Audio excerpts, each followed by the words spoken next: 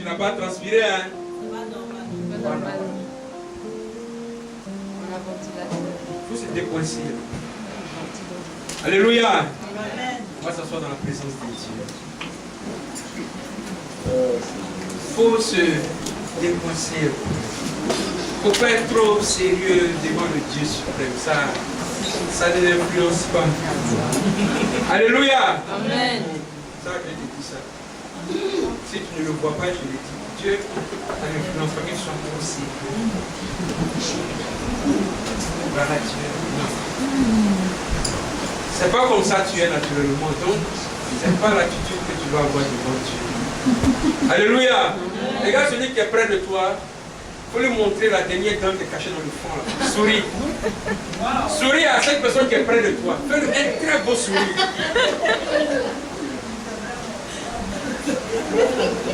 Aïe. Pour ça aussi tu doutes. Ou bien tu es timide quoi. Jésus-Christ de Nazareth. On avait dit que tu as reçu un chèque de 10 millions sur ton compte. Même le banquier même là, tu le souviens.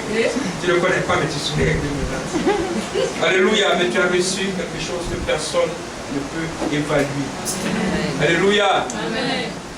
Dieu soit béni. Amen. Je suis dans la joie comme toi, parce qu'aujourd'hui est un grand jour encore. Une fois de plus, Dieu nous a donné la victoire sur la mort. Amen.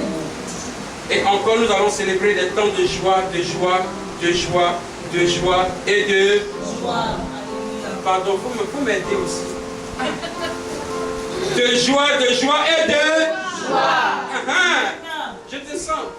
Ton parfum est fini ou quoi? Alléluia. Je suis dans la joie, particulièrement parce que, écoutez bien ce que je vais dire, je vais vous parler de quelqu'un. Vous savez, quand quelqu'un, un enfant va dans un restaurant, soit il parle de la nourriture, ou il parle du cuisinier. Alléluia. Amen. Est-ce que quelqu'un a compris? Il peut manger le plat, il dit j'ai mangé un bon plat. C'était tellement bon. Ah bon? Ça arrête là. Il y en a qui disent non, le cuisinier là, il est comme ça. Comment il s'appelle? Il s'appelle comme ceci, cela. Et il y en a qui reviennent qui parlent du cuisinier du plat. Amen. Le plat était comme ça, mais le cuisinier était aussi comme ça. Parce qu'il peut faire un bon plat et puis avoir un mauvais comportement. C'est qui fait qu'on n'a pas envie de parler même de ce cuisinier. On préfère manger le plat puis ne pas le voir. Alléluia. Ou le plat est tellement dégueulasse, mais le cuisinier est tellement propre. Le plat n'est pas chic, mais en tout cas, tu n'es pas mal. C'est pourquoi aujourd'hui, il y a eu ce privilège de rencontrer un bon cuistot. Amen. Ma fille m'a parlé de ce cuisinier. Elle m'a dit, ah, pasteur, le monsieur il cuisine bien et c'est un bon cuisinier. J'ai dit, ah bon? Je ne parle pas de la nourriture qu'on mange tous les jours là. Je parle là de la parole de Dieu. La parole de Dieu est une nourriture. Si tu ne sais pas assaisonner, tu vas donner des mauvais plats. Alléluia. Et tu risques de donner des informations aux enfants. L'enfant est grossi par le ventre. Il a mangé quand même, mais c'est la mauvaise nourriture. Parce que ça a été mal cuisiné. Mais quand l'enfant est bien nourri quelque part, quand tu le vois même là, tu n'as pas besoin de le dire. Tu as pris du pot. Et Dieu a permis que le cuisinier vienne dans ce lieu. Alléluia. Le pasteur. Nom de Dieu. C'est pas qu'elle parle de lui.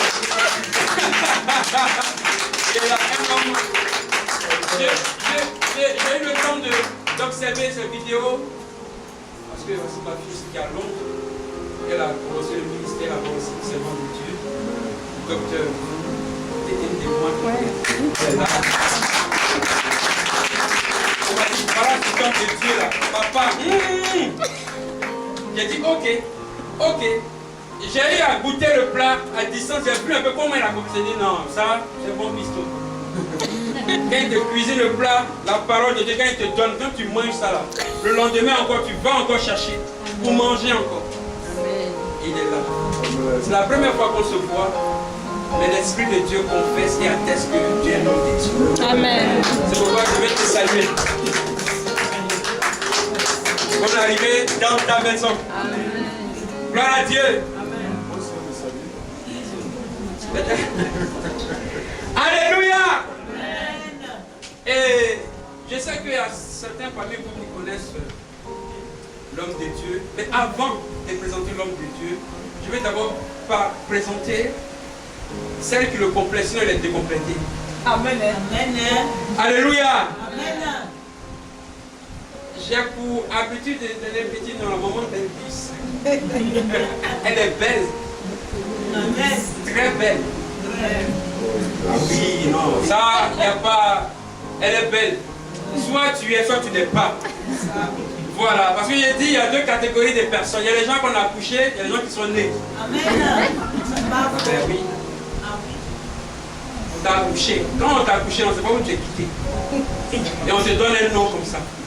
Mais quand tu es né, tout est déjà planifié. C'est pourquoi un fils est né. On n'a pas dit on l'a accouché. On n'a pas accouché Jésus.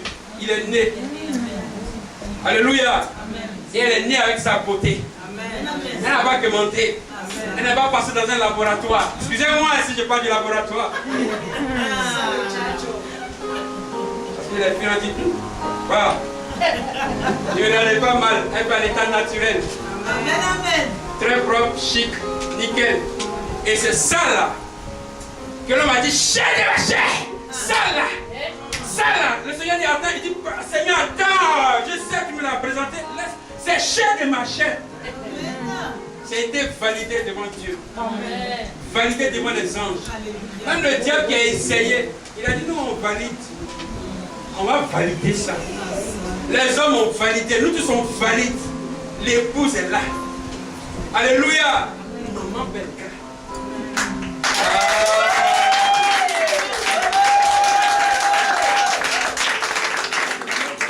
La fondatrice de Belga Family. Ben oui. Elle détient le brassard de capitaine. Alléluia. Elle est détentrice du maillot jaune. Alléluia. Et je vais encore présenter ma soeur. Vous savez, Dieu, il fait comme il veut. Il fait comme il veut. Voilà. Quand il fait, il le fait.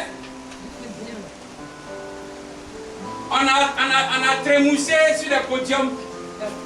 On a fait la joie à l'époque de Satan. Il était tellement convaincu qu'on allait travailler pour lui jusqu'à... J'ai dit que le diable connaît ce que tu aimes, mais il ne connaît pas ce que tu veux. Alléluia. Donc comme on dansait, il dit, attends, on va mettre tes combos encore. Mais le Seigneur avait son plan. Et le plan de Dieu s'est accompli.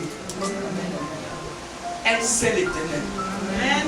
Une puissante servante de Dieu. J'ai dit une puissante servante de Dieu. L'évangéliste Alma Belga. Et ensuite, il y a un prophète. Le fils du prophète. Je n'ai pas dit l'enfant du prophète. Ne mélangeons pas le fils du prophète. Parce que le fils ressemble à son père.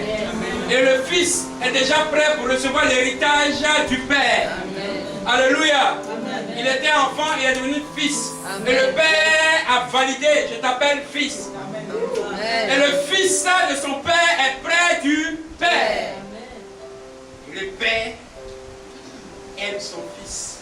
Et le fils aime son père. C'est pourquoi je vais vous présenter le fils du père.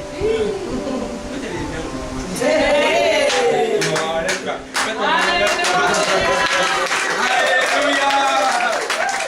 Gloire à Dieu. Et puis le père, comme on le dit chez nous dans le jargon, je prends juste un peu, hein, et l'autre côté, la personne son bruit. C'est-à-dire que sa petite famille, voilà son staff, sa petite famille. y a la grande famille, puis il y a la petite famille. Celui qui peut compter, parce que Jésus aussi avait sa petite famille. Pierre, Jean, Jacques. Ça, c'est sa petite famille, ça. Avec qui il pouvait partager certaines choses. Et c'est que là, si là-bas, Judas, là, c'est gâté. Si c'était là, tu vois, à monter les transfigurations, si Judas était là-bas. Oui. Tu peux cacher ce point-là. J'allais chercher son intérêt là. C'est le Seigneur dit, toi, tu vas pas aussi. Il faut rester là. Il faut gérer l'argent. Alléluia. Amen. Soyez bénis. Amen. Et je vais vous parler de la dernière personne que j'aime beaucoup particulièrement. C'est ma fille, la servante de Dieu, le docteur. J'ai dit, chaque fois quand je parle avec elle au téléphone, je suis content. Parce que Dieu va avec elle dans une dimension qu'elle-même n'arrive pas à comprendre comment il arrive à faire ça. Alléluia. C'est une femme de distinction, une femme de prière. Elle aime la prière. Et son cœur est ouvert comme ça. Elle est gentille.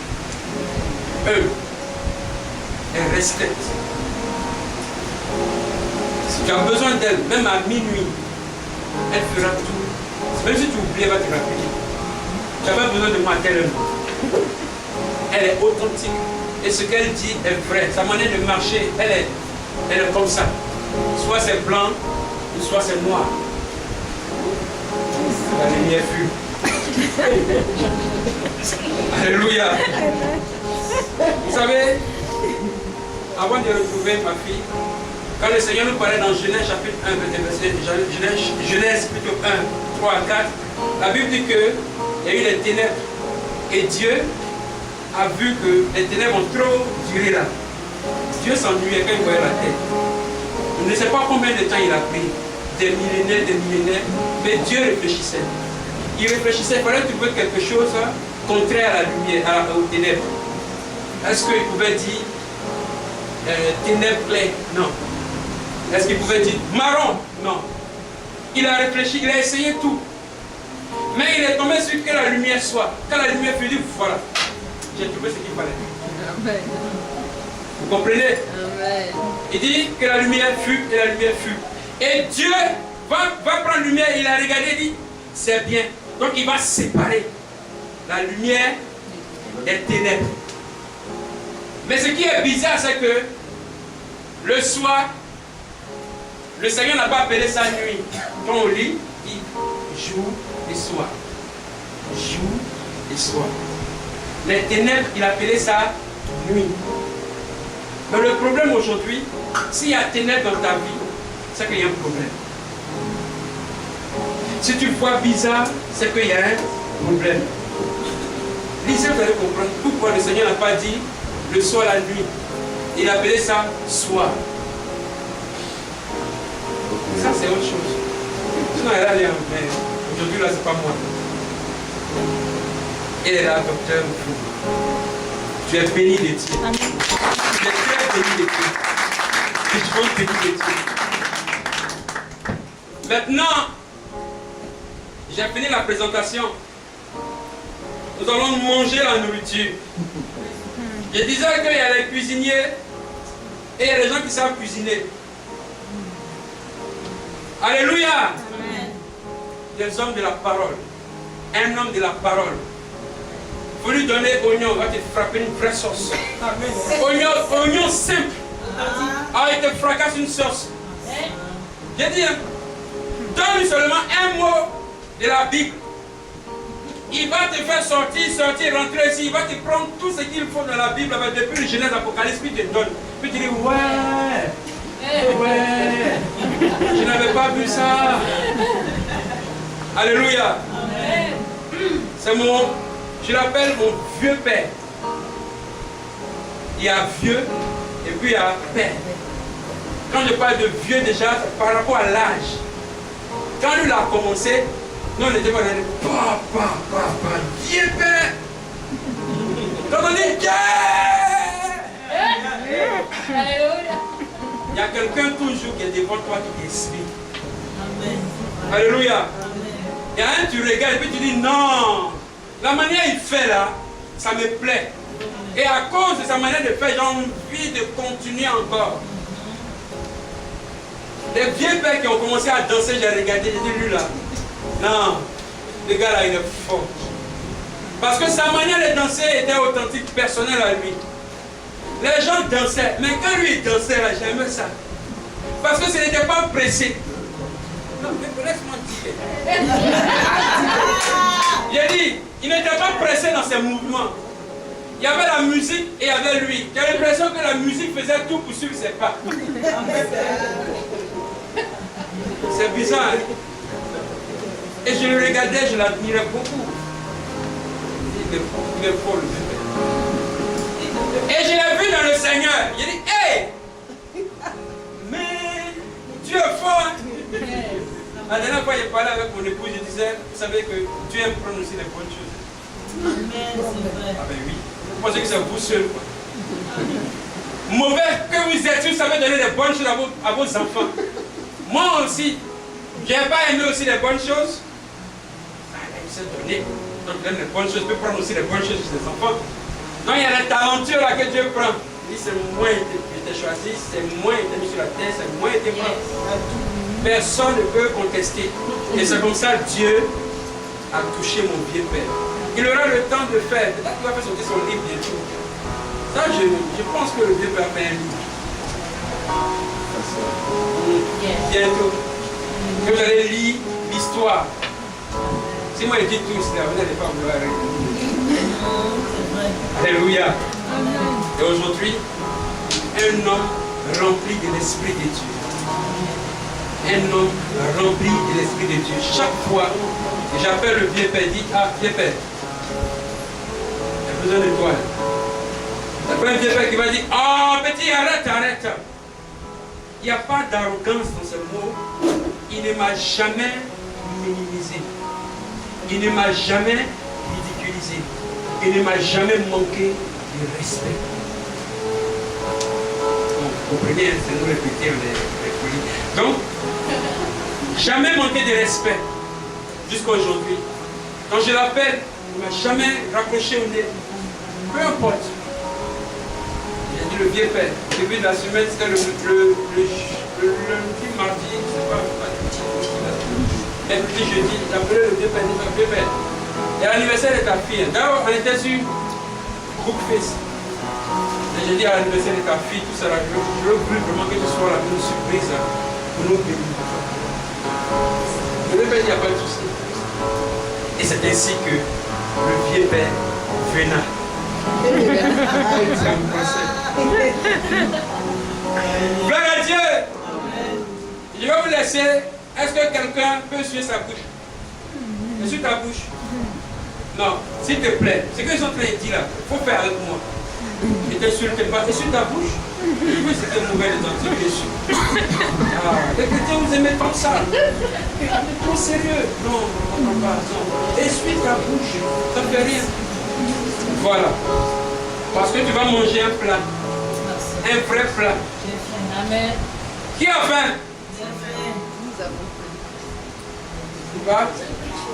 Nous avons faim. Donne-nous un repère de ce jour.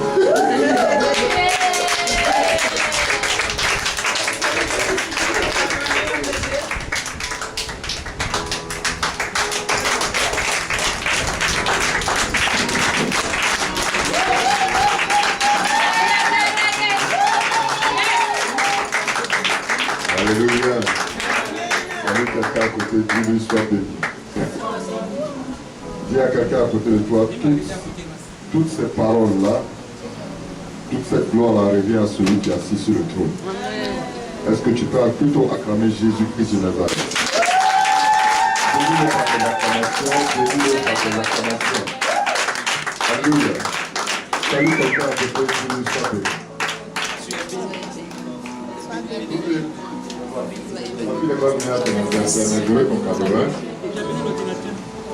Alléluia, on peut s'asseoir.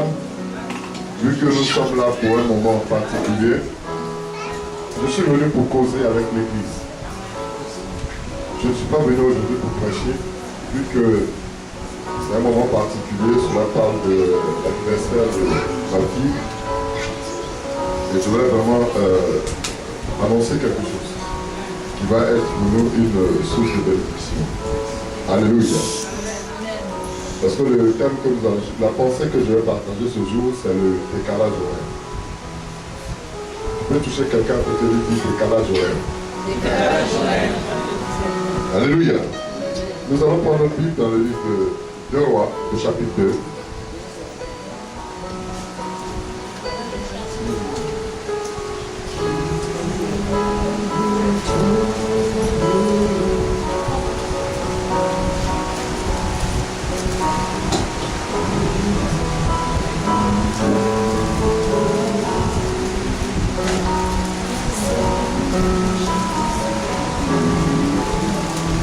Le texte est vraiment long, je vais le lire rapidement.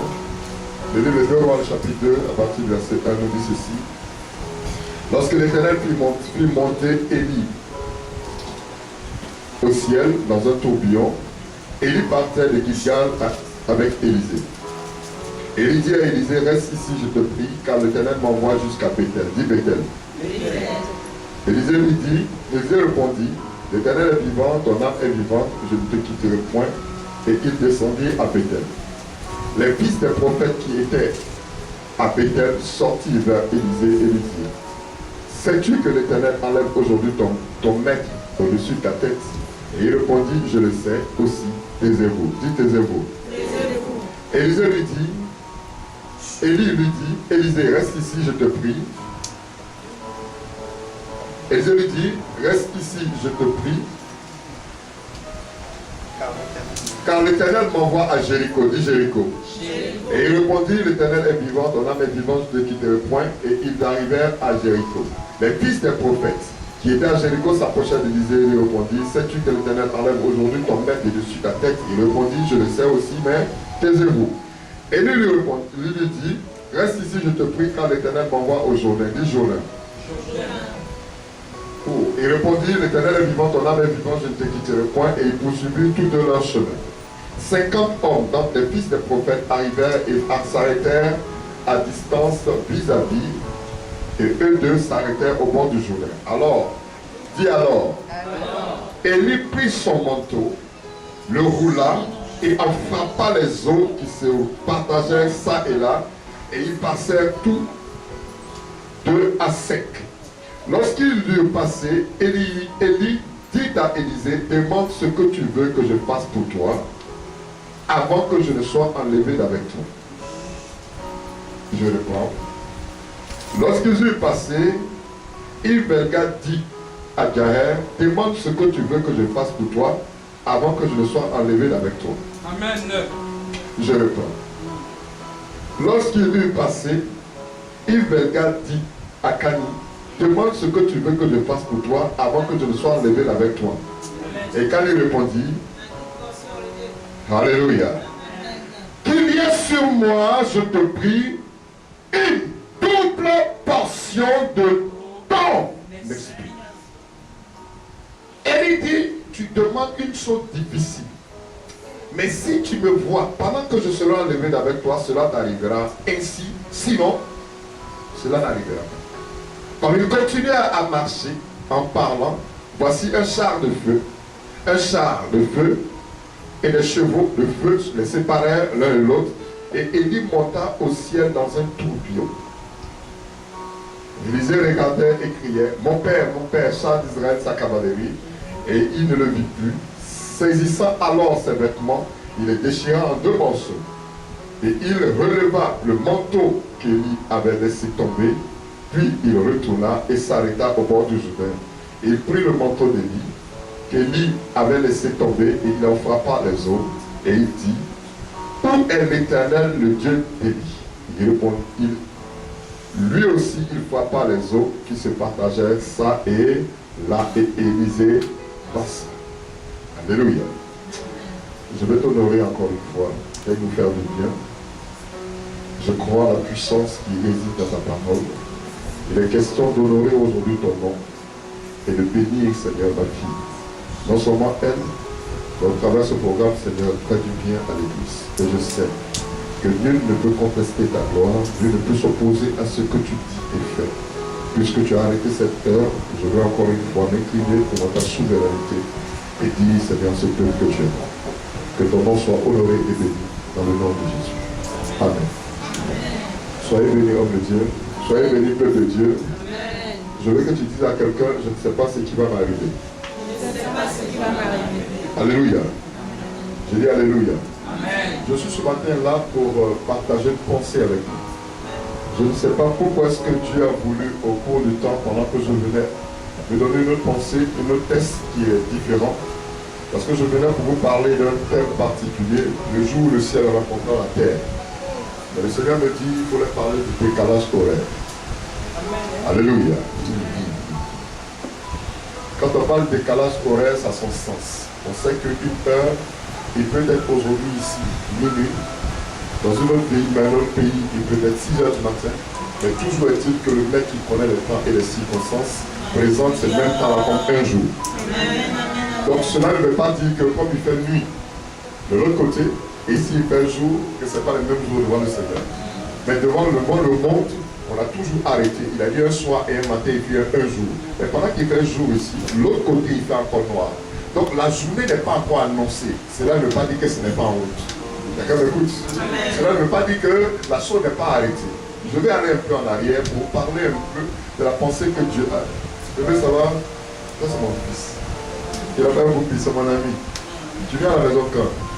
Je n'ai pas fêté ton anniversaire, vous êtes bien. Non, non. Pour le moment, on va à l'école là-haut. Alléluia. Donc je suis dans la joie parce que je sais que ce temps est important. Important pourquoi? Parce qu'il était question ici d'une personne qui s'appelle Élie. Et Élisée, on parle d'Élie en tant que père, Élisée en tant que fils. Mais avant que ces deux personnes ne soient introduites, allons un peu en arrière et vous comprendrez que lorsque Dieu a pris soin de créer l'homme, avant de façonner l'homme, il a dit une pensée qui attire mon attention. La Bible dit en Genèse chapitre 1, il dit Dieu créa l'homme à son image. J'ai parlé de ce thème à l'église et ça fait beaucoup de bien aux gens. Il dit Dieu créa l'homme à son image, il le créa à l'image de Dieu, il créa l'homme et la femme et il est béni. Quelqu'un écoute? Il a dit il créa l'homme et il bénit ce qu'il a créé. On est d'accord? Mais en Genèse chapitre 2, la Bible dit Dieu forma l'homme à partir de la poussière de la terre, mais il n'a pas béni ce qu'il a formé. Je suis en train de dire quelque chose à quelqu'un. J'ai dit, quand il créa l'homme, il bénit ce qu'il a créé. Mais quand il a donné une forme à ce qu'il a créé, il n'a pas béni. Pourquoi? Parce que ce qui a été créé a été déjà béni et il a donné une forme à ce qu'il a créé. Pour cela, je vais aller plus loin pour penser, pour que vous ouvrez, vous voulez un peu vos pensées pour comprendre.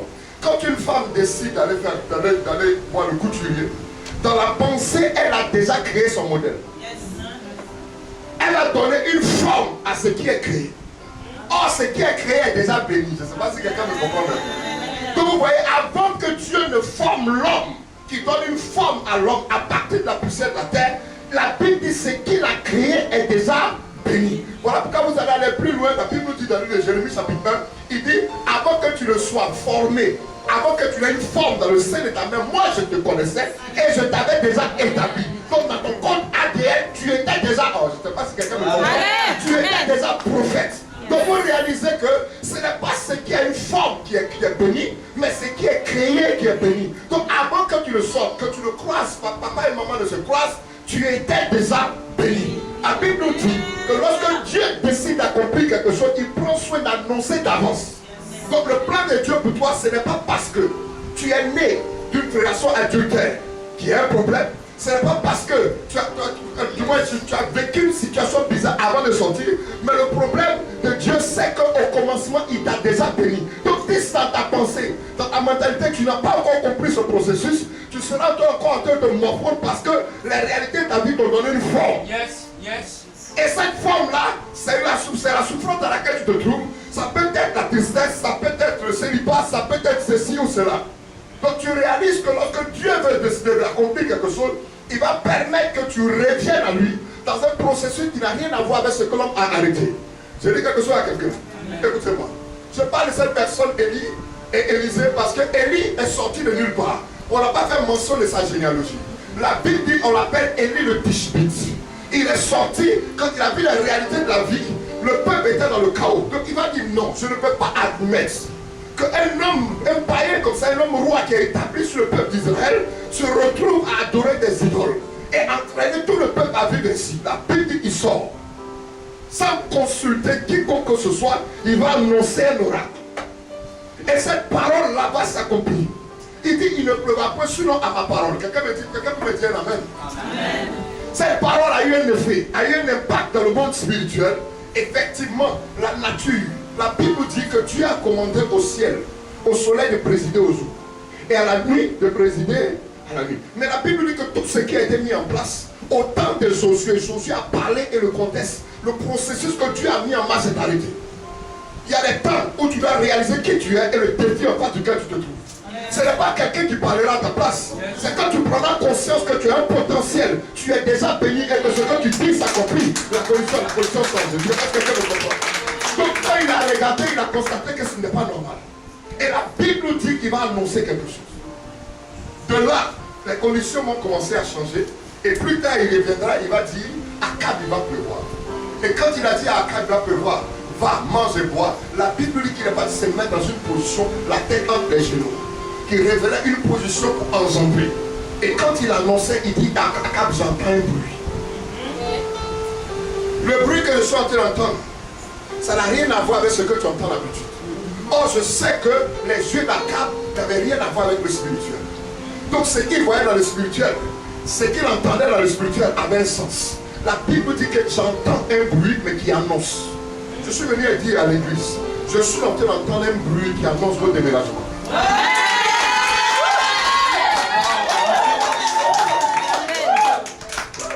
Je suis venu entendre un bruit. Avant que je ne rentre dans cette salle, le Seigneur me dit, est-ce que tu entends le bruit des chaises? Je dis oui. Et lui, ce bruit est en train d'annoncer le déménagement de cette église. Parce que, avant même qu'elle ne soit, leur pensée présentée, leur désir présenté, leur volonté présentée, leur détermination présentée est montée jusqu'à mon trône. Et ils ont investi de leur temps, ils ont donné de tout ce qu'ils avaient, au point même de ne pas penser à leurs enfants.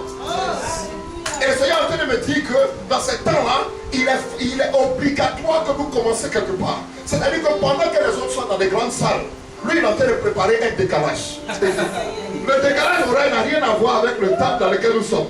Quand deux personnes rentrent dans la ville de Paris, il y a d'autres qui arrivent à minuit et il y a d'autres qui arrivent à 6 heures. Ils sont arrivés tous les à Paris. Mais quand quelqu'un arrive à minuit, la manière dont il va parler. Parce qu'après toi, je me suis réservé un grand nombre de personnes. Là où toi tu penses être arrivé, là où tu penses qu'il n'y a plus personne, je veux te dire que je me suis réservé 7000.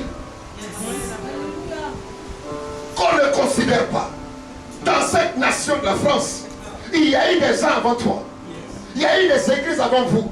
Il y a eu des fidèles avant vous. Mais la Bible dit, Dieu dit qu'il s'est réservé. Parce qu'il y a des gens qui sont là, qui se disent pasteurs. Mais je crois que le temps est arrivé où Dieu n'est pas venu pour former des pasteurs. Dieu est venu pour former des disciples, pour révéler et bâtir et impacter le temps. Parce que si c'est les pasteurs que nous cherchons, il y en a beaucoup. Si c'est les prophètes que nous cherchons, il y en a beaucoup. Mais il sait ces disciples qui vont révéler. Or, le disciple, il dit tout disciple accompli sera cause. Donc ça veut dire qu'il y a égalité. À partir du moment où on comprend ce procédé, Dieu va dire, Dieu dit, il créa l'homme. À la leçon de chapitre 8, il va dire, mon bébé, il va dire, qui est l'homme pour que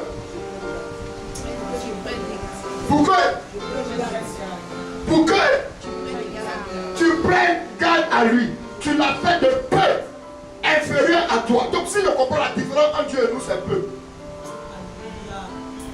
Et quand tu es un disciple accompli, tu deviens comme. Ce n'est plus l'histoire de peu parce que c'est lui qui accomplit les choses en toi. Donc quand nous comprenons ces choses, à partir d'un certain moment, Élie a échoué. Et la Bible nous dit que d'autres vont être ouais. Et sur la liste de ces jeunes-là, on nous parle d'un homme qui s'appelle Élisée. Élisée va arriver au temps où on l'appelait le laveur de main. La Bible nous dit que le grand Élisée, une scène va se passer de façon publique. On prend, Élie prend son manteau parce que Dieu lui a dit tu vas prendre quelqu'un d'autre pour prophète à ta place. Il prend le manteau et il jette ça sur lui publiquement. Donc cet acte prophétique-là révéla aux yeux de tout le monde que cet homme-là était prophète. Mais dans son attitude de prophète, on ne voyait pas le prophète Parce que la Bible dit que c'est lui qui versait de l'eau dans la main d'Élie. Donc tout le monde attend quelqu'un qui va prophétiser, mais on ne le voit pas. On voit quelqu'un qui est en train de verser l'eau. Écoutez-moi, avant de rentrer dans la pensée du texte, je me retrouve avec Jaël, je marche avec lui. Et c'est lui qui verse l'eau dans ma main. Attends, pourquoi mes mains particulièrement et pourquoi est-ce que c'est lui qui détient le récipient? C'est-à-dire que quand quelqu'un a de l'eau mais qui verse dans ta main, c'est au contraire, c'est lui qui te donne la pureté. Ça veut dire qu'il a quelque chose que toi tu n'as pas. Je ne sais pas si quelque chose. Alléluia. Donc pendant qu'il est en train de travailler dans le secret, quelqu'un ne prend pas conscience de ce qu'il est. On ne voit pas la valeur qu'il est. Mais il est en train de nettoyer les mains de ce qui va le bénir plus tard. Alléluia. Donc la valeur cachée ne se révèle pas. C'était un décalage. Les gens voyaient un décalage, mais ils ne savaient pas que c'était le petit qui bénissait le grand. Parce que le temps d'Élie était arrêté. C'était le temps d'introduire le fils. Mais le fils en ce temps-là ne se révélait pas lui-même. Ce qu'on voyait, on dit l'homme qui verse l'eau dans les mains d'Élie. Il y a eu un temps où vous avez aidé. Il y a un temps où vous avez posé les actes pour certaines personnes. On ne vous avait pas vu parce que englouti, parce que caché. Les actes que vous posiez, c'est en fonction de ces actes-là qu'on vous donnait des noms. Mais les gens ne savaient pas que le manteau qui avait été mis sur vous allait se révéler plus tard. Donc l'humanité peut dire des choses te concernant par rapport à ce qu'ils voient. Ils se précipitent toujours pour te donner un nom en fonction de ce que tu vis. Quand à Jéricho, on voit Bartimée se promener, ils ont dit la veuve de Jéricho. Donc tu réalises qu'on lui a donné un nom, à cause de lui on a connu la ville. Mais l'histoire qu'ils ont gardée, c'était un aveu. Mais ils ne connaissaient pas que dans le décalage, Dieu avait réclavé la guérison. Amen. Donc avant le temps, ils vont te donner toujours un nom. Donc quand on parle de Jaël, on dit oui, Jaël qui est dans la petite salle. Quand on parle de Jaël, les gens ont un nom. Il y a un nom qu'ils présentent en fonction de ce qu'ils voient. Je dis que s'ils connaissaient le futur, ils allaient commencer par le futur.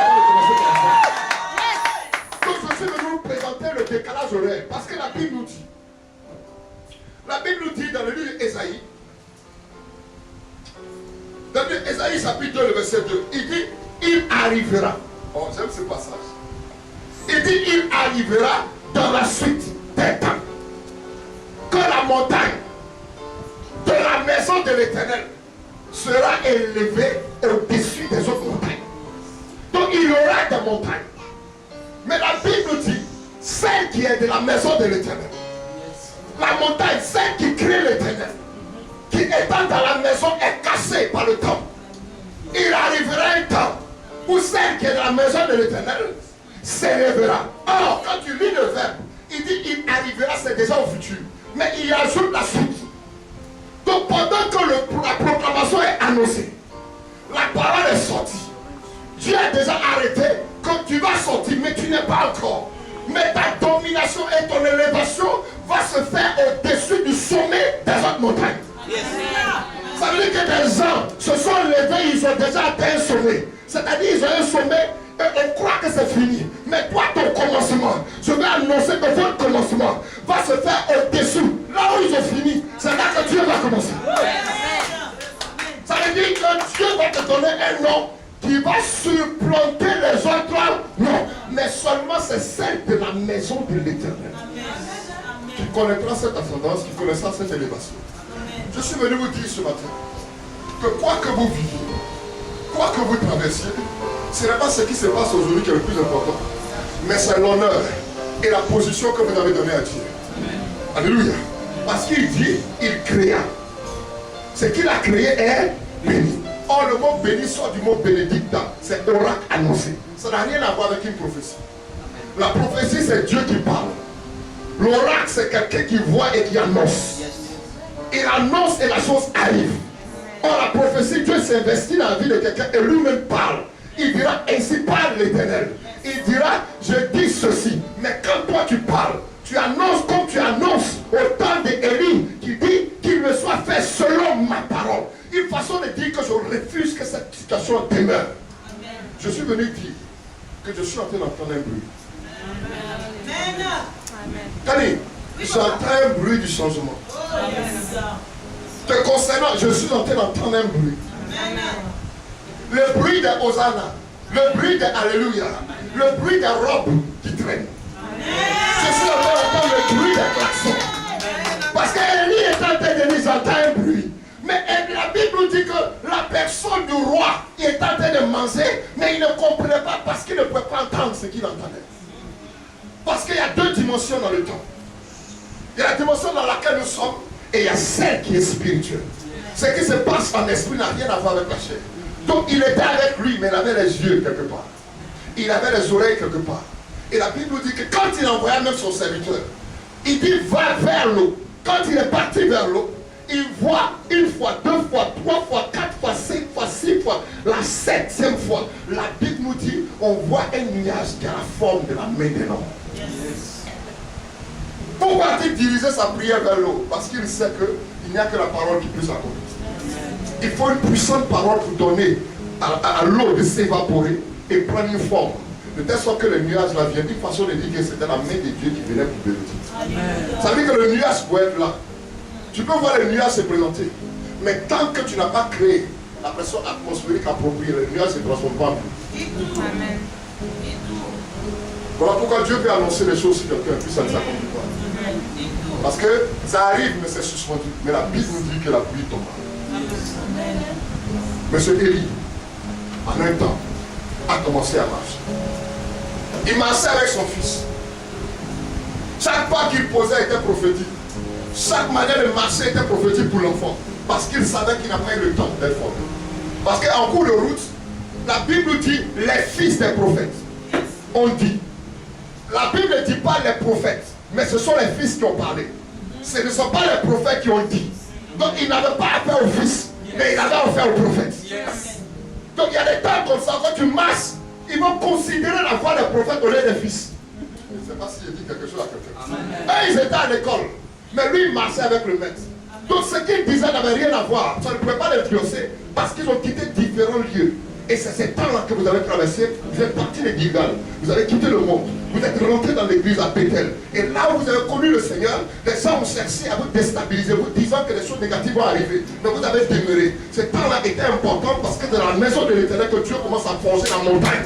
Et cette montagne-là devait avoir une certaine... Elle va prendre des dimensions jusqu'à ce qu'elle puisse baisser le toit. Le temps est arrivé où le toit va être baissé. Les gens vont voir le sommet, ce ne sera pas votre sommet. C'est le sommet de ceux qui sont qui ont commencé. Mais votre commencement sera bâti sur ce qu'ils ont arrêté. Amen. Je vois ici que c'est encadrer les églises sous tutelle de l'église de la Côte d'Ivoire.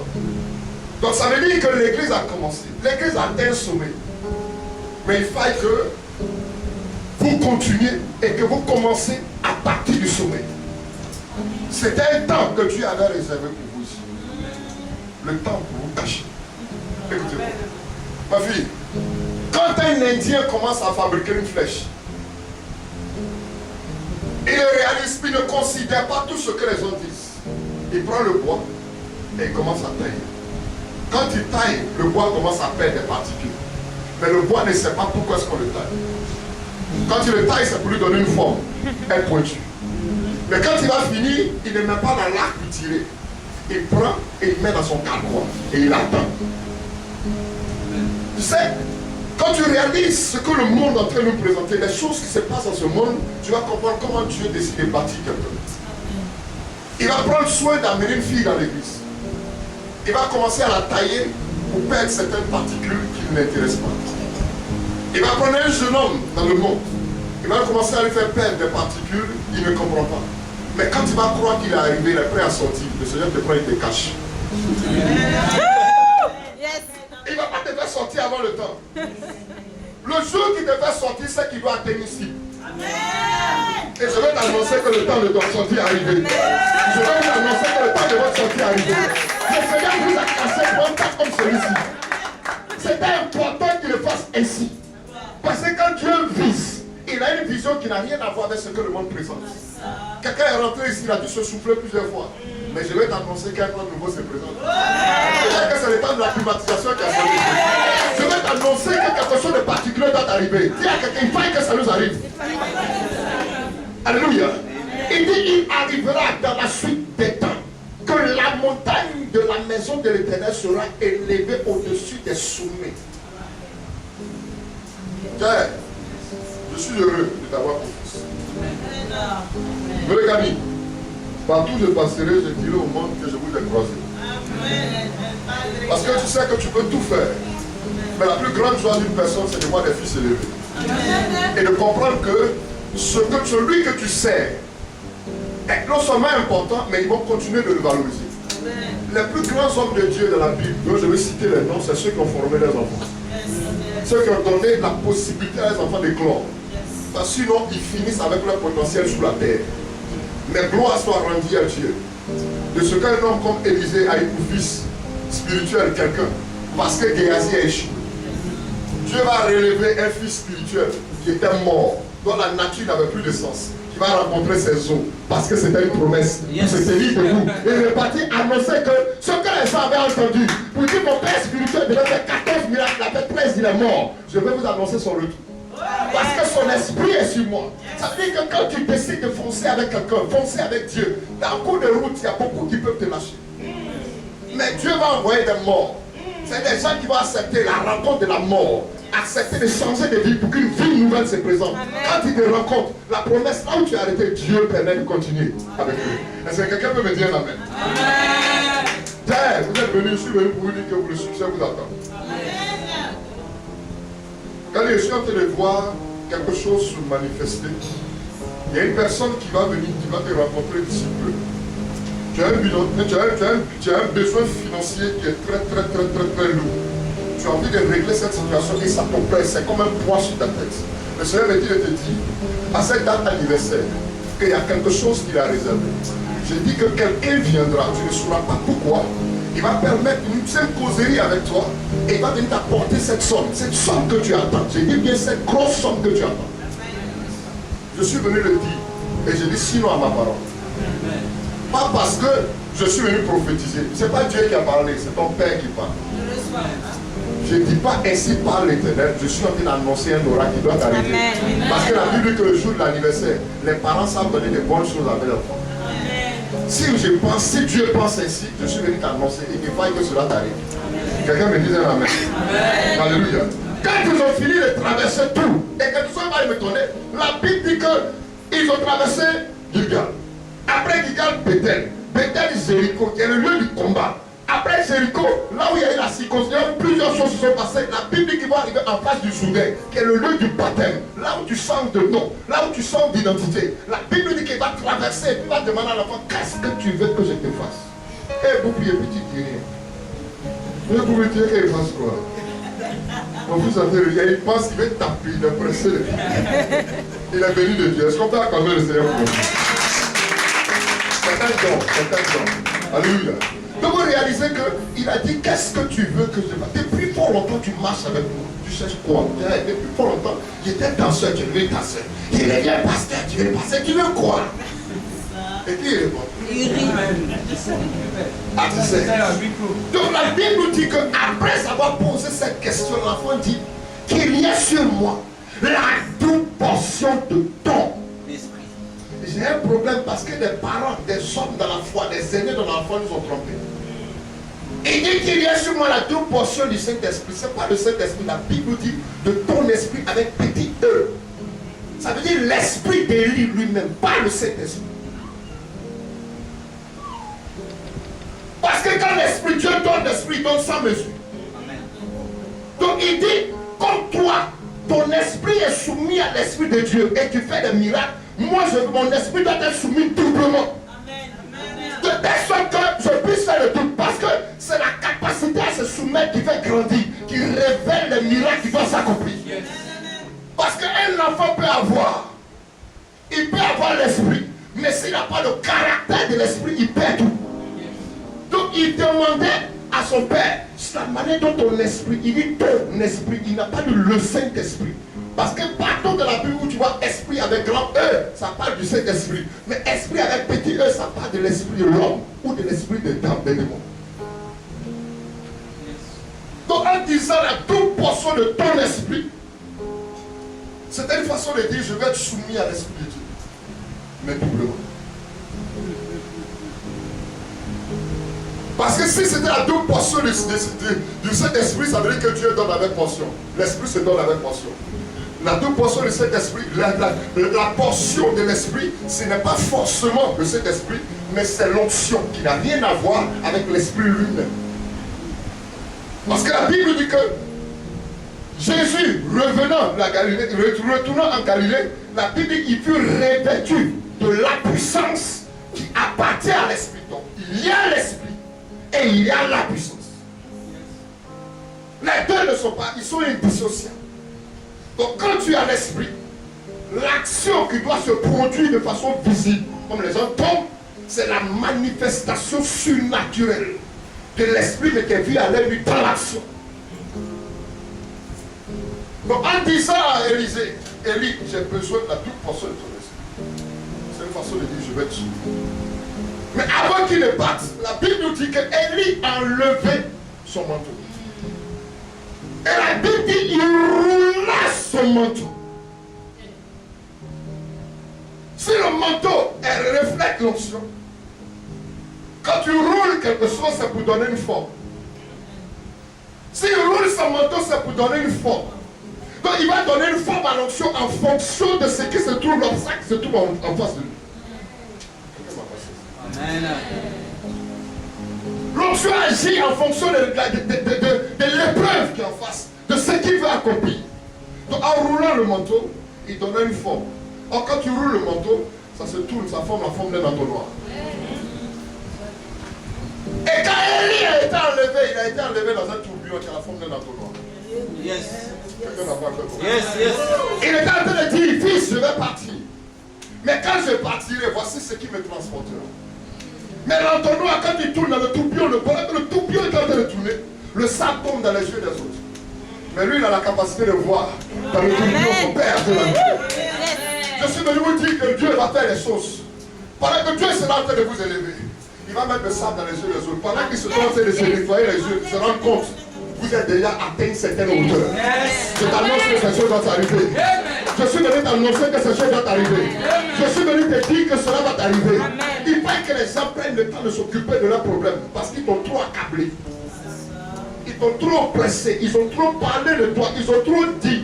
Donc leur idée est focalisée sur Gaël danseur. Ils refusent d'accepter que tu es pasteur. Ils refusent de croire au ministère de ta femme. Ils refusent de croire que cette église a phrase. Mais quand Dieu décide de lever, il constitue la chaîne de sang. Quand il décide de disqualifier quelqu'un pour un temps, il le fait pour sa cause. Voilà pourquoi je suis venu t'annoncer le décalage horaire. Amen. Le décalage horaire est important pour quelqu'un. Je suis venu dire à quelqu'un que c'est important. Alléluia. Je suis venu te dire qu'il est important. Parce que le Seigneur pourrait dire que tu es le sel de la terre. Quand Jésus s'est arrêté un moment, il dit vous êtes le sel de la terre. Je suis venu t'annoncer que tu es le sel de la terre. Est-ce que quelqu'un me comprend? Maman, je vais te poser une question. Le sel, là où on prend ça? On prend ça dans la mer. Mais avant de soustraire le sel de la mer, il y a un travail qui est fait. Et quand le sel vient, il vient pour une cause, pour donner de la saveur. Donc il y a un temps où tu étais dans le monde. Le Seigneur a fait un travail mystérieux pour te tirer, pour te soustraire de la mer. La mer est présentée comme le monde. Mais quand il va venir, il va te soustraire, il va mettre en toi quelque chose. Donc tu es venu pour apporter un goût, pour apporter de la saveur. Voilà pourquoi, quand Jésus est venu vers l'homme, avant de crier, de révéler sa bonté, il a mis en l'homme 3 éléments qui sont salés. Il y a les larmes qui sont salées. Il y a le sang qui est salé. Et il y a la sueur salée.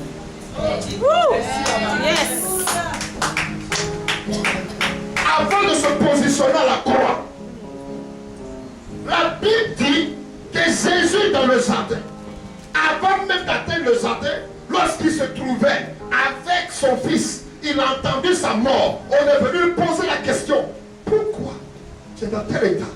Qu'est-ce qui se passe? Il va dire: mais quel est votre problème? Non, si tu avais été ici, mon frère ne serait pas mort. La Bible dit Jésus pleura. Ses larmes ont touché la terre pour les assaillants. Pour donner la saveur à celui qui était dans la tombe. Pour lui dire: je suis venu donner la saveur à ta vie. Dans le jardin, sa sueur coula comme un grumeau de sang. Ça touchait la même terre d'où tu es sorti et d'où je suis sorti. Amen. Son sang a coulé, ça touchait la même terre pour donner la saveur. Mais je vais aller plus loin. Parce que s'il y a le sang, s'il y a la sueur, il y a encore les larmes. Donc quand il a accompli toutes ces choses, c'était pour que toi, tu puisses avoir un impact dans la vie de celui qui n'est pas. Donc pendant qu'il présentait cet temps, c'était un décalage aux yeux des hommes. Il y a un temps où Dieu permet que les gens parlent. Et il y a un autre temps où Dieu décide de te révéler. Voilà pourquoi il a dit il y a un temps pour tout. Mais ce qui me plaît, il dit il y a un temps pour toutes choses. Et il annonce toutes choses sous les cieux, pas au-dessus des cieux. Il y a un temps pour tout. Et il y a un temps pour toutes choses sous les cieux. Parce qu'au-dessus des cieux, ce n'est plus un temps, c'est l'éternité. Amen.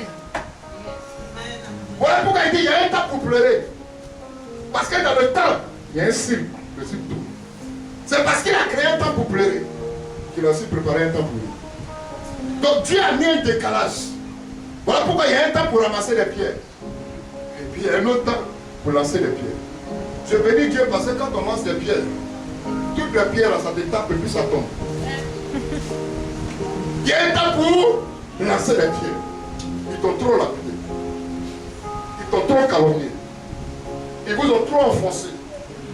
Les gens même ont annoncé vos divorces. Les gens ont parlé, ils ont dit des choses se concernant.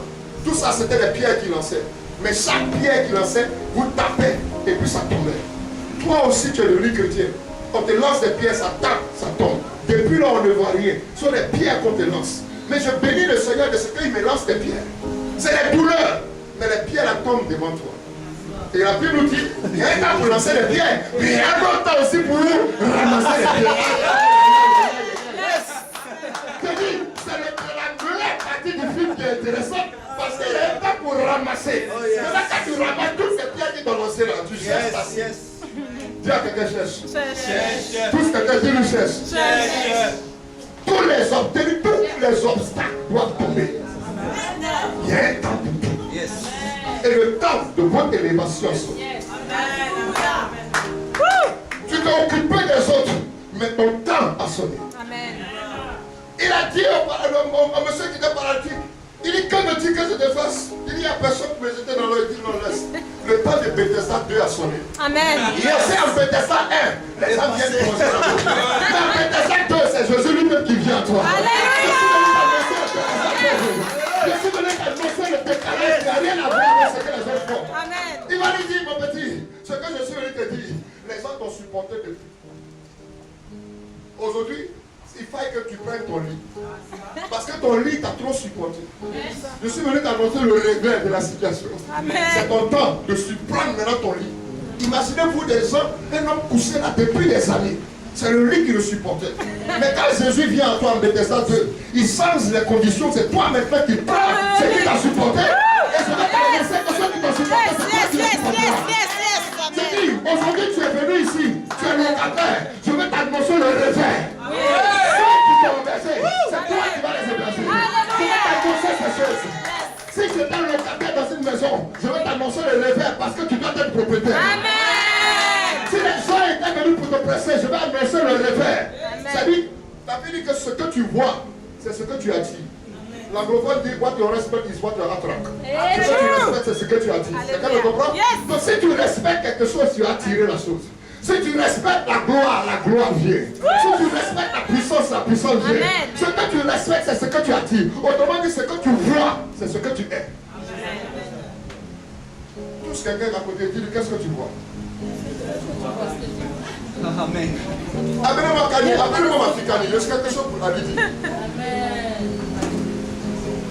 Tu suis venu vous dire quelque chose. Aujourd'hui, je vais vous dire que je suis venu causer. Amen.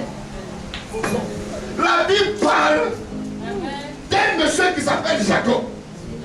Il décide d'aller chez Laban. Ma fille, assois-toi. Là où il est arrivé chez Laban, la Bible dit, où il est arrivé, quelque chose devait se produire. Quand il a croisé, il a vu Rachel. La Bible dit qu'elle était belle de figure. Elle était comme encore grande de taille. Donc les échos de sa beauté sont parvenus dans tout le village. Donc c'est à cause de cette femme-là qu'on parlait de son père. Donc on disait la fille de. Tu ne connais pas la fille qui est belle. Celle qui s'appelle Rachel, qui est grande de taille, elle n'est pas cachée. Mais regardons sur une deuxième fille qui s'appelle Léa. La Bible dit elle n'est pas grande, elle n'est pas belle. On n'a pas parlé de sa beauté parce qu'il y a une qui est déjà belle. Elle est déjà disqualifiée d'avance.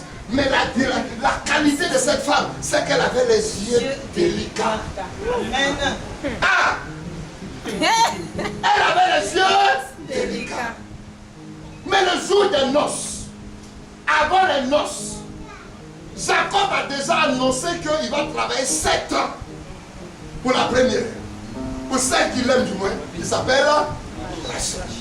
Elle est restée longtemps, il a apporté tout ce qu'il faut. Mais au moment de consommer, qu'est-ce qui s'est passé? Ils ont convié tout le monde à la fête. Donc la fête qui était en train d'être donnée, c'était en honneur de qui?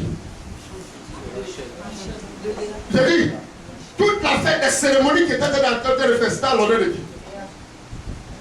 Ma fille, écoute-moi ici, je suis en train de parler sur ta vie, c'est de ta vie que je chantais. Tout ce qu'ils étaient en train de faire, c'était en honneur de qui? De Rachel. Donc pendant qu'ils étaient en train de causer, même ils parlaient de leur... Non, quand on va se marier, voici le voile, voici ce que tu vas porter. Léa était tranquille à cause de ses yeux. Ça veut dire la qualité qu'elle avait, c'était les yeux mais délicats. Quand on parle de délicats dans les recherches, c'est les yeux bleus dans le temps, les yeux verts dans le temps, et on considérait, les Hébreux considéraient que c'était les yeux qui étaient délicats. Oh! Quand je parle de la délicatesse dans le sens spirituel, cela révélait la vision qu'avait Léa, différente de Rachel qui était belle. Apparemment, c'est elle qui devait marier Jacob. Mais ses yeux délicats voyaient le mari dans son lit. Quelqu'un m'a pas compris. Pendant qu'elle était en train de s'amourasser avec lui, elle attendait le jour des noces. Parce qu'elle avait focalisé les regards dans la coutume. La coutume dit, le père dit, la coutume dit que c'est seulement la plus grande qu'on doit épouser avant la petite. Tout ce qui était en train de faire, c'était pour Rachel, c'était pour Léa. Ce n'était pas pour Rachel. Il y a des choses qui ont été faites dans ton entourage, au milieu de tes amis, dans ton travail. Il y a beaucoup de choses qui se font autour de toi. Mais toutes ces choses qui sont faites là, Dieu te demande de ne pas entendre. Parce que quand tu regardes les gens étaient en train de faire les choses, ils étaient en train de se réjouir. Toutes les gens étaient venus pour Rachel. Mais une situation bizarre va se présenter. C'est que ce n'est plus Rachel qui est rentrée dans la chambre. Au point où lui-même, Jacob, n'a pas pris conscience. Alors qu'on dit que Rachel est grande. Si elle a mis un voile, il doit quand même distinguer que ce n'est pas sa belle chérie. Il doit distinguer la voix. Mais comment n'a-t-il pas pu savoir que c'était Léa qui était là? Mon ami, dans le toucher même tu sais.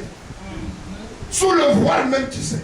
Mon ami, tu peux me tromper. Mais même si ma femme a mis un voile, je sais savoir que c'était. Parce que je sais où se trouve.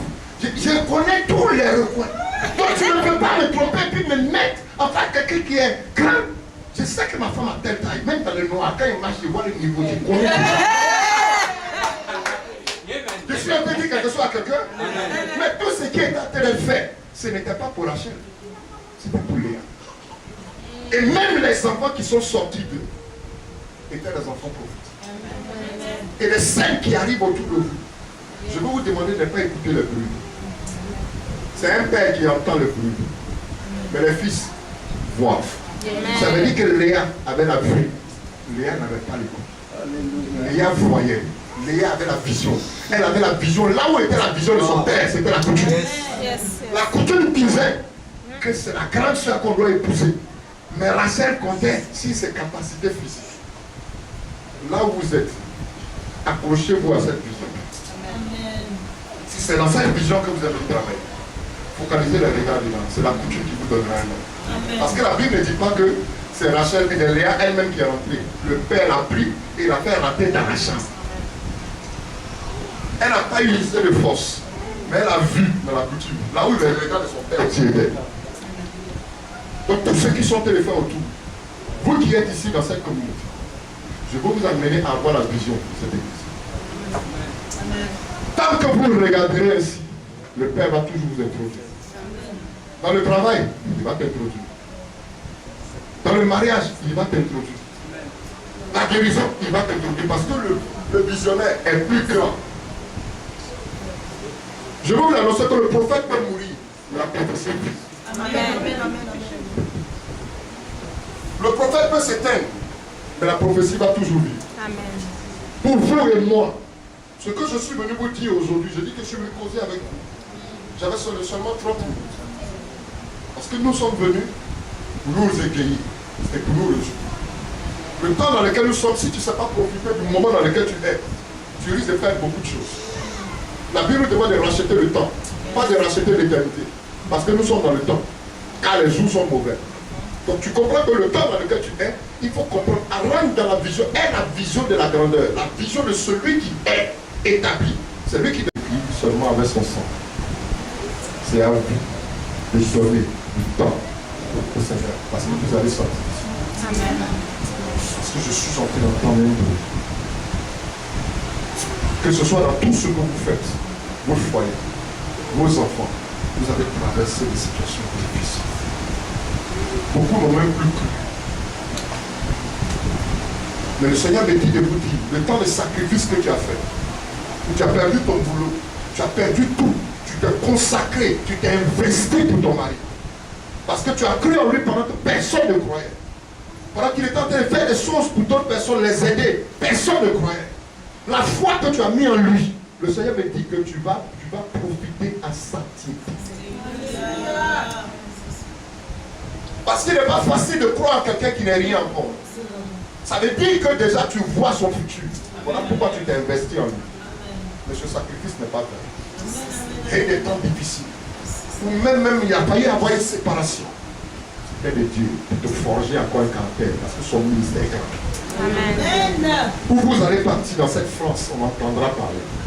Les petites sorties, ce sont encore les échos de ce que Dieu va produire. Il y a des gens que Dieu va attirer. Quand vous avez commencé avec votre famille, les gens riaient. Et ils continuent de rire. Mais laissez-les rire. Parce qu'il y a un temps pour rire. Et il y a un temps pour s'étonner. Je suis venu vous annoncer un temps nouveau.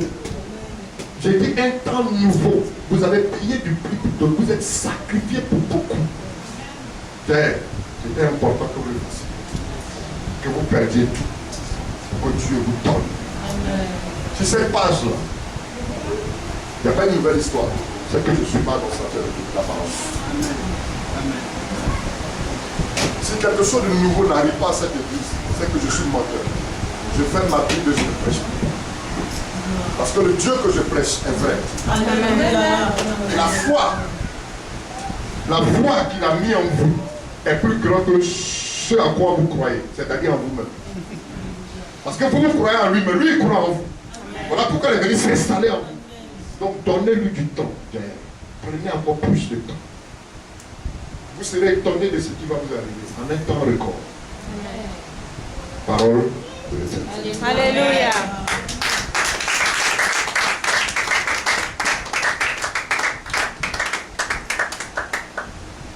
Je dis il arrivera. Il est en train d'arriver. Il y a une séquence. Il y a des séquences. Le temps. Là, à là, c'est un temps. Ici, c'est un temps. De là à là, c'est un temps. Je dis bien, il arrivera. Dans la suite, des temps où des jours vont se présenter, des semaines vont se présenter, des mois, des années vont se succéder.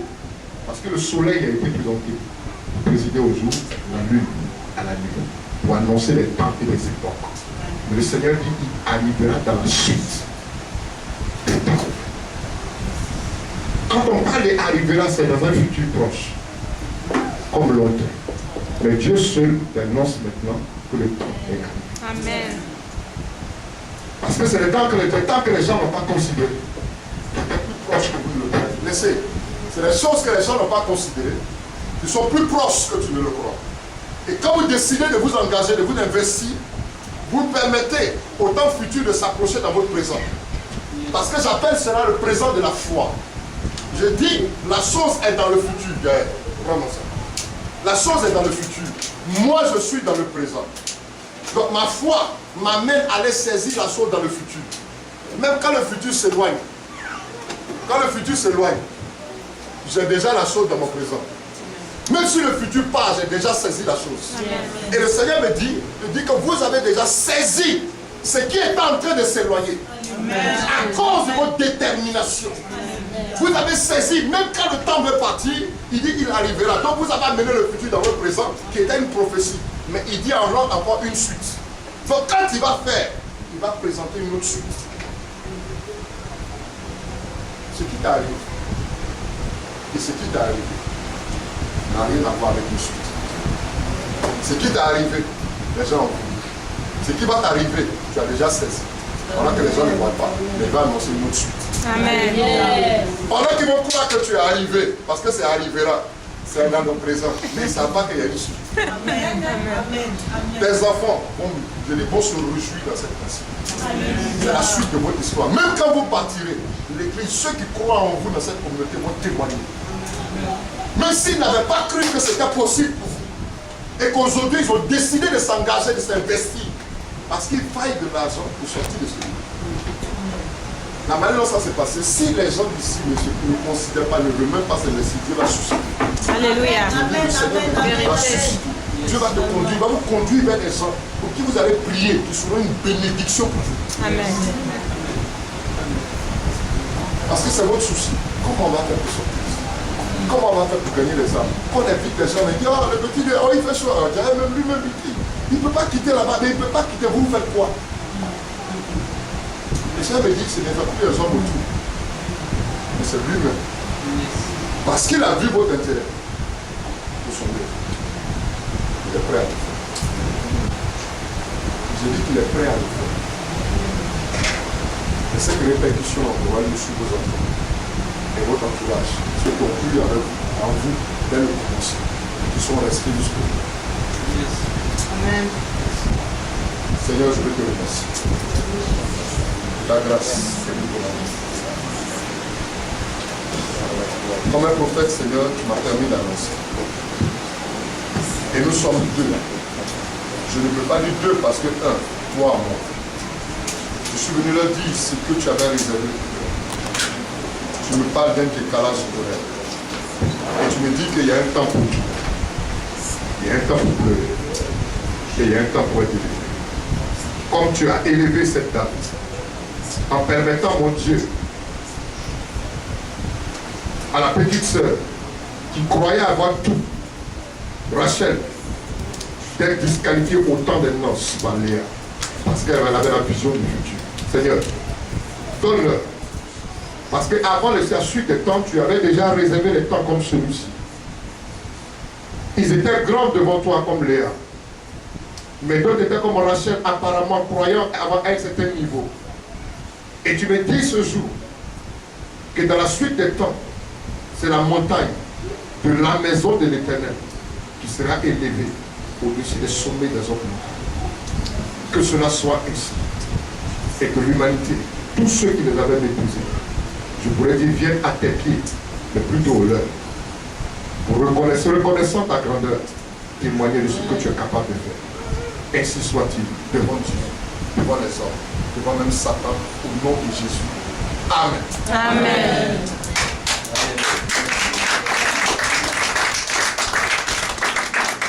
Est-ce qu'on peut acclamer le Seigneur?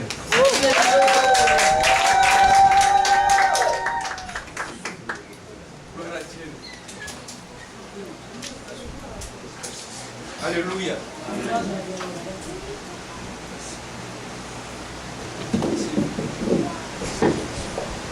Que Dieu nous bénisse. Ce message est puissant.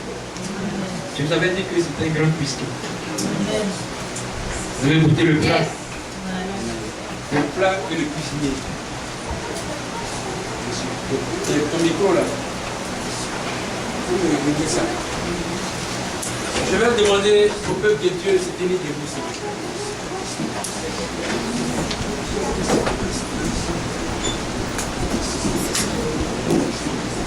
Et nous allons ensemble bénir l'homme de Dieu. Nous allons bénir l'homme de Dieu, bénir son ministère. Nous allons prier d'abord. Il dit merci à Dieu pour sa vie. Et le message que tu as entendu, tu vas bénir Dieu pour cela. J'entends quelqu'un qui lève la voix. Bénis l'homme de Dieu, bénis son ministère. Bénis son foyer.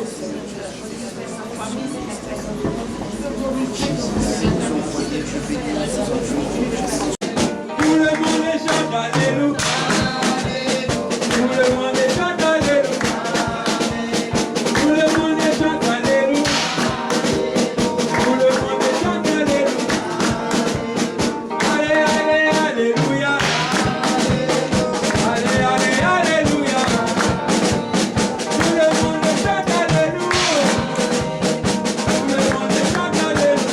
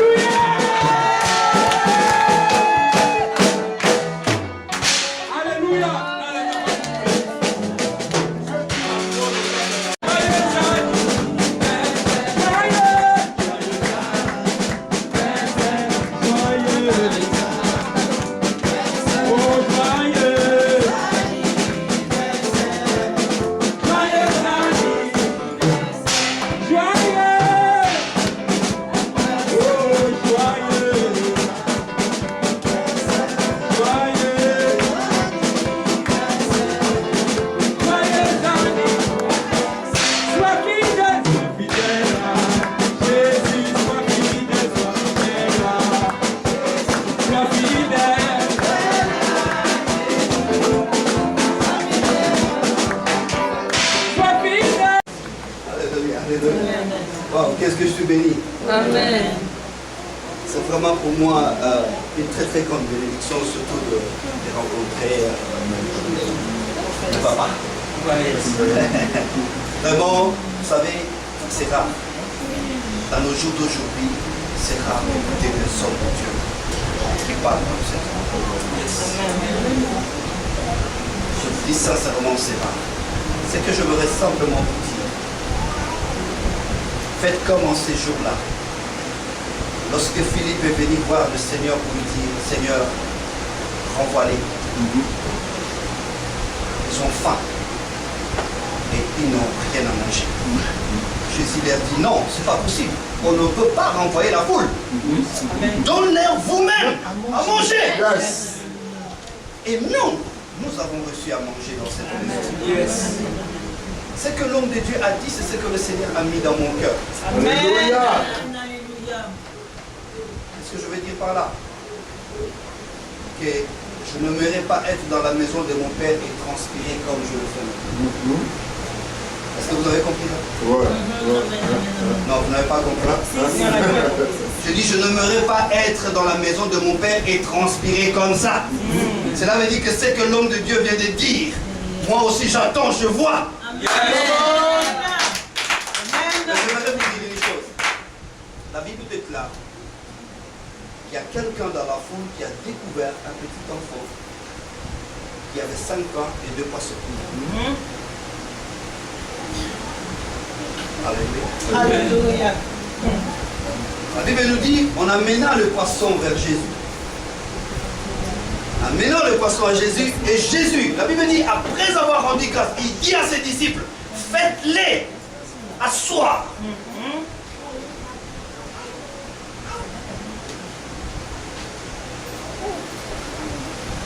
Alléluia. Est-ce que tu es assis? Quelle est ta position dans cette église? Amen. Est-ce que tu es un chrétien debout qui parle n'importe quoi, qui dit n'importe quoi, ou tu es vraiment assis pour attendre le moment de Dieu parce qu'il fait chaque chose à son temps. Amen. Il dit ce qu'il fait et il fait ce qu'il dit, mais il le fait en son temps. Faites-les asseoir. Ce qui est impressionnant dans cette histoire, c'est que la Bible nous dit, lorsque les disciples ont commencé à partager le pain et le poisson, Jésus a rappelé une chose, il dit, ramassez le morceau qui reste. C'est simplement pour dire que ceux qui sont debout ne méritent pas cela. Come on. Come on. Je voudrais simplement dire à l'église et à ceux qui viennent adorer Dieu dans cet ensemble, restez. Amen. Ne restez pas debout. Parce que celui qui est debout et pressé ne traîne pas, ne reste pas longtemps. Restez assis. Et Dieu te connaît. La Bible nous dit, lorsque tu l'as vu, comme l'homme de Dieu vient de dire, le paralytique qui est resté pendant 38 ans sur son lit, la Bible nous dit, Jésus l'a vu, il le savait. Tu penses que Dieu ne te connaît pas? Tu penses que Dieu ne connaît pas ton problème? Tu penses que tu es là pour informer Dieu? Dieu te connaît. Moïse croyait aller informer Dieu la situation d'Israël. Mais lorsqu'il est arrivé, Dieu a dit, j'ai entendu et j'ai vu. J'ai entendu.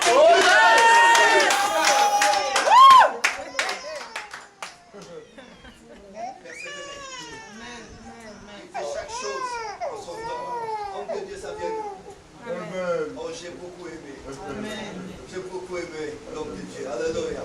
J'aime des gens qui donnent des révélations. Il n'y en a pas beaucoup pour l'instant. Pour le moment, nous vivons des choses incroyables. Les hommes de Dieu disent des choses qui ne donnent pas la foi. Mais écoute la parole qui donne la foi. Amen. Oh, si j'étais à Paris et que je n'étais pas serviteur de Dieu, je vous dis sincèrement, je viendrais prier. Alléluia. Soit j'allais courir derrière cet homme pour savoir où il habite. Comme on disait à Jésus, où demeures-tu? Je vais y aller. Parce que c'est toi qui as la parole de la vie. Merci pour l'accueil. Merci pour ton humilité. Et surtout pour tout ce que tu fais pour le Seigneur. Merci maman, que Dieu vous bénisse. À tout le monde, je vous aime dans le nom de Jésus. Alléluia. Vous avez écouté? Le plat et le cuisinier. Alléluia. Mais il n'y a que dans les endroits où on peut avoir des vrais cuisiniers aussi. Venez à Pétali, Jésus-Christ. Le fils a son père. Là où le père pose les pieds, le fils va là-bas. Si le père dit là-bas, là mon fils ne va pas, il n'irait pas. Alléluia. Ça vous va même qu'il y a des choses, je préfère poser la question. Et il y aura des temps que je vais vous poser encore certaines questions. Alléluia. Je pense que nous avons fini. Il y a quelque chose à rappeler. Mardi, tu es là. Non, je rentre demain, malheureusement. Non, tu es là, Mardi. Donc, Mardi, il est là. Mardi, elle est là. Voilà. On a fini le culte. Est-ce que j'ai quelque chose? C'est pratique. Bon, on a fait à manger. Voilà. J'ai pas compris. Ok. Voilà. Il y a à manger. Après le dernier Amen, on va amener. En Béthanie, Amen. C'est que c'est bon. Alléluia. Voilà, on va partager un repas ensemble. Et puis, voilà. Seigneur, je veux te bénir, te donner toute la gloire pour cet instant que nous avons passé dans ta présence. Un grand temps de bonheur, de joie, de partage. Éternel, nous avons reçu ta parole. Ton serviteur a prêché. Il a annoncé des oracles. Et nous croyons que cela se matérialise à l'instant. Béni sois-tu, Chimo. Merci encore pour tous ceux qui ont entendu ta parole. Et que désormais, ils rentrent chez eux. Et que la parole qu'ils ont reçue, cette sémence, puisse encore lui dans leur maison. Qu'ils puissent communiquer la vie dans leur maison. Tous ceux qui les toucheront soient bénis. Tous ceux qui oseront le maudire, que la malédiction retourne contre cette personne. Parce que ta parole vient pour régénérer, pour bénir, pour travailler, pour transformer et pour régénérer. Merci Jésus-Christ de Nazareth. Couvre-nous de ton sang afin que toute attaque de l'ennemi contre la vie de quelqu'un soit nulle sans. À toi la gloire. Merci pour le mardi. Merci encore pour le reste de cette semaine. Au nom puissant de Jésus. Nous ne voulons pas oublier les écoliers qui commencent l'école bientôt. Merci de les protéger, de les garder, de leur donner la sagesse et l'intelligence, afin qu'ils soient, Seigneur, une source de bénédiction dans leur école. Et si on parle de 10 enfants, que nos enfants fassent partie de ces 10. Si on parle de 5 enfants, que nos enfants fassent partie de ces 5. Si on parle de 2 enfants, que nos enfants fassent partie de ces 2. Si on parle d'un enfant, que ce soit nos enfants. Qu'ils soient à la tête et non à la queue. Au nom puissant de Jésus-Christ de Nazareth, quelqu'un dit Amen. Salut ta soeur. Et restons tous bénis. Amen.